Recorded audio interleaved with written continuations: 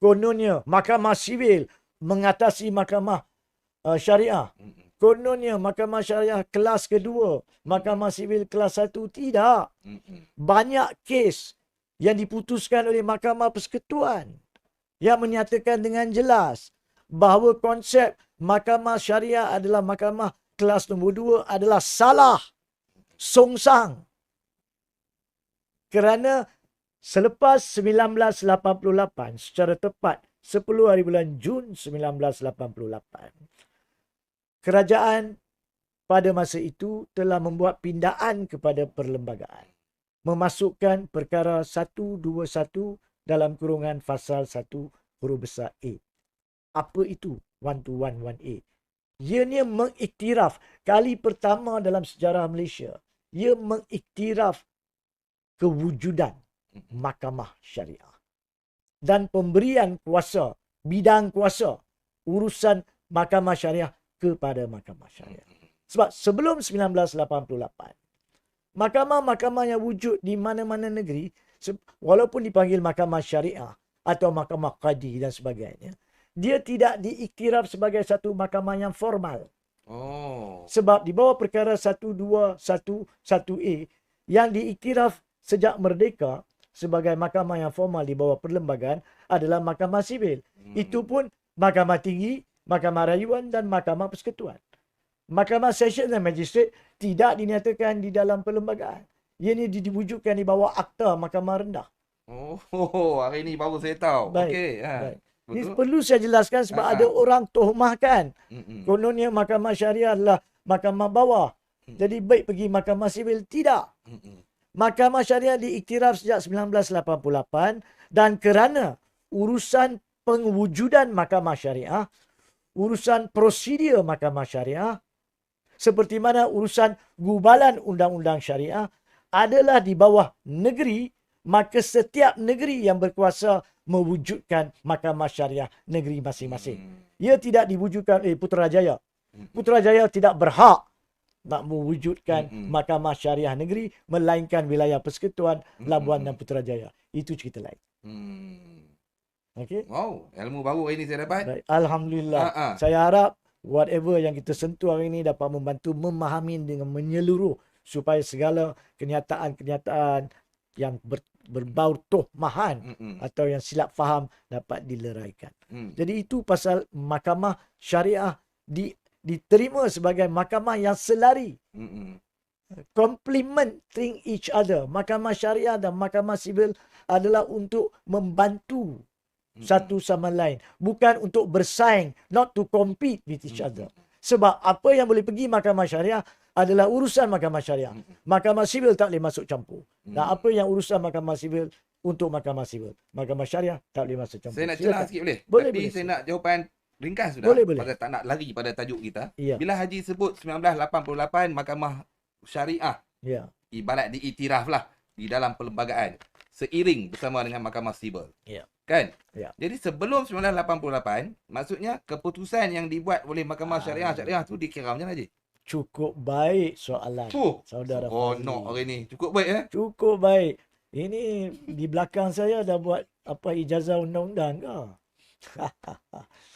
Betul. Sebelum 1988 dan ini juga antara sebab kenapa pindaan dibuat.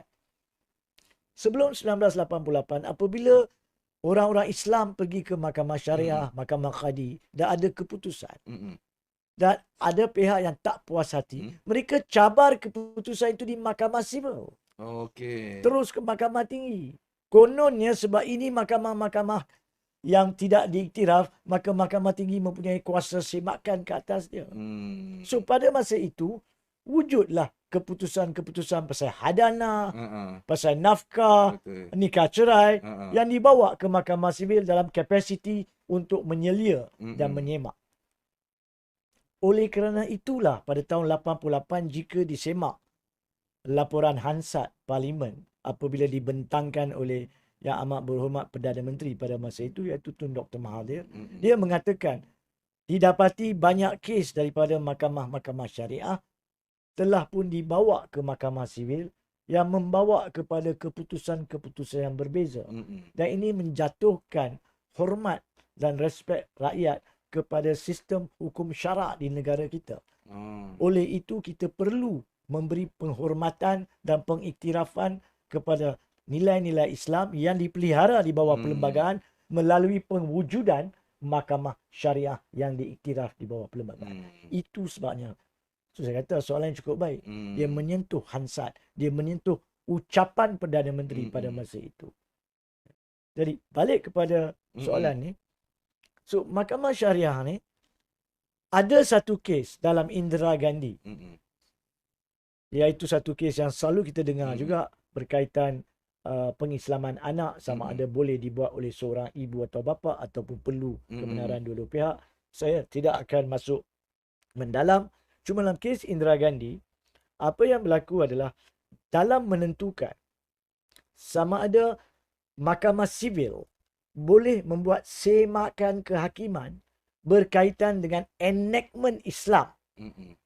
Berbeza. Bukan semakan kehakiman berkaitan keputusan mahkamah syariah. Itu tak boleh. Sebab dah ada 121(1)A. Tapi boleh atau tidak dia membuat semakan kehakiman, judicial review, berkaitan dengan enactment Islam.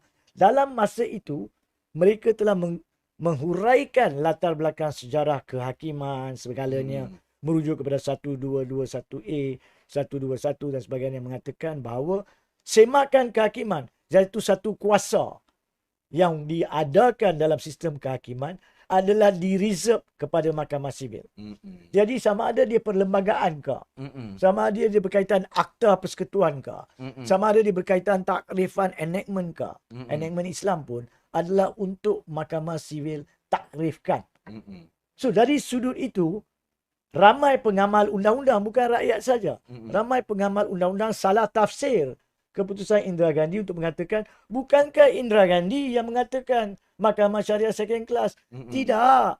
Dia cuma mengatakan disebabkan ianya digubal di bawah negeri, maka tidak ada kuasa yang di-reserve untuk semakan kehakiman kepada mahkamah syariah. Dari sudut kuasa semakan kehakiman, maka mahkamah sivil boleh semak kehakiman enactment Islam, bukan keputusan mahkamah syariah. So saya perlu nyatakan di sini sebab mungkin ada pengamal undang-undang yang mendengar program kita dan mengatakan Indira Gandhi yang cakap macam tu. Indira Gandhi tahun 2018. Kita pun tahu keputusan tersebut. Tapi tafsiran Indira Gandhi bahawa mahkamah syariah second class salah. Dan selepas itu banyak mahkamah. Saya nak sebut nama di sini, kes Rosliza tahun 2021, kes Dahlia Daima, kes 2022 yang akan, hari Isnin saya akan berujar di Mahkamah Persekutuan kes tersebut. Semua telah memperbetulkan kesalahfahaman pengamal undang-undang sekalipun berkaitan status mahkamah syariah. Secara rumusan berkaitan perkara ini, mahkamah syariah dan mahkamah sivil adalah sepakat sekata. Tidak ada yang atas, tidak ada yang bawah. It's complementary, membantu each other. Tidak bercompete, tidak bersaing antara satu sama lain. Itu tentang mahkamah. Tapi ini tidak menjawab isu Nick Allen. Sebab Nick Allen macam saya cakap tadi adalah berkaitan dengan kuasa gubalan undang-undang, bukan kuasa mahkamah.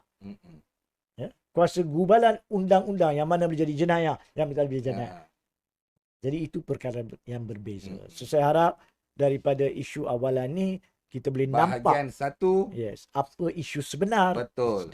Dan Tuan Haji tambah pula untuk kita punya ilmu bagaimana mahkamah syariah itu diangkat, diiktiraf perlembagaan persekutuan pada tahun 1988.